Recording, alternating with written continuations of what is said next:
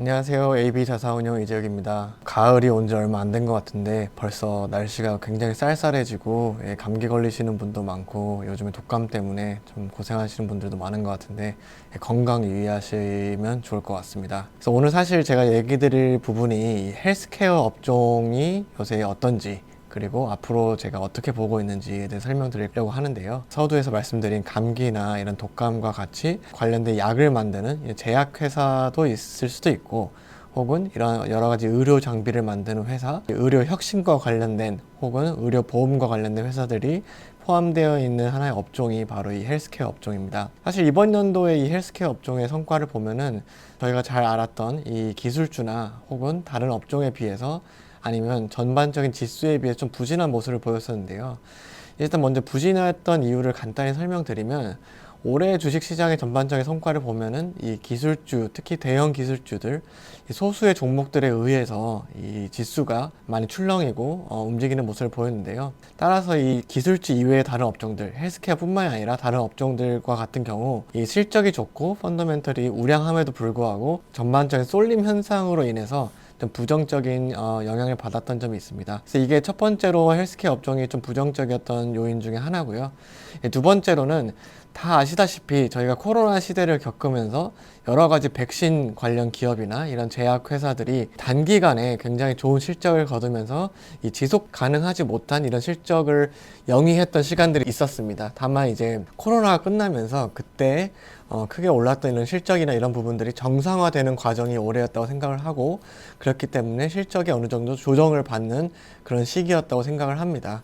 그런 이유 때문에 이 헬스케어 업종이 올해 조금 부진했지만, 저는 개인적으로 내년이나 향후 장기적으로 투자자분들께서 투자하시는 포트폴리오에 이 헬스케어 업종이 왜 좋을 것 같은지에 대해서 몇 가지 설명을 드리고자 합니다. 먼저 첫 번째로는 이 인구학적으로 보시면은 잘 아시는 것처럼 특히 우리나라나 혹은 일본이나 이런 아시아 국가들에서 많이 나타나고 있는 현상인데, 고령화 현상이 굉장히 심화가 되고 있죠. 이 사람들이 더 오래 살면 살수록 더 건강하게 살고 싶은 욕구가 강해집니다. 그럴수록 이 헬스케어 업종에서 나오는 신약이나 여러 가지 기술은 더 진보할 것이고, 이러한 니즈가 더 커질 것으로 저는 예상을 하고 있습니다.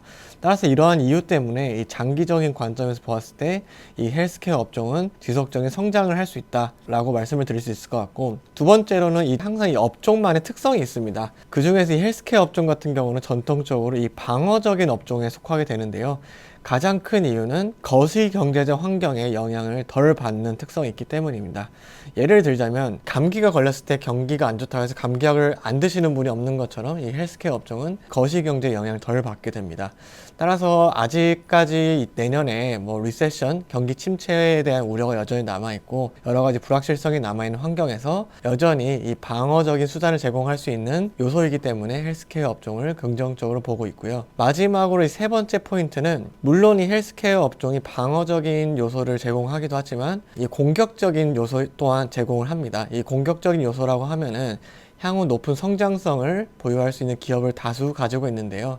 항상 그랬던 것은 아닙니다. 한 수십 년 전을 되돌아보면 이 헬스케어 업종을 대부분을 차지하고 있던 기업들이 대형 제약사들이었지만, 점점 이 헬스케어에 대한 기술이 진보를 하고, 또한 작년에 저희가 경험했던 인공지능에 대한 붐으로부터 이 헬스케어 업종도 상당히 많은 수혜를 입을 것으로 예상을 하고 있기 때문에, 향후 고령화에 대한 니즈 이런 거에 맞추기 위해서 이 헬스케어 업종 내 새로운 기술, 오히려 테크 업종과 마찬가지로 기술의 진보가 굉장히 많을 것이고, 이 선별적으로 굉장히 많은 성장성의 기회가 있을 것으로 예상을 하고 있습니다. 마지막으로 말씀드리고 싶은 게, 올해 같은 경우 헬스케어 업종이 굉장히 부진했다고 말씀을 드렸는데요. 이 첫 번째 이유가 이 시장에 쏠림 현상이 있었다고 말씀드렸습니다.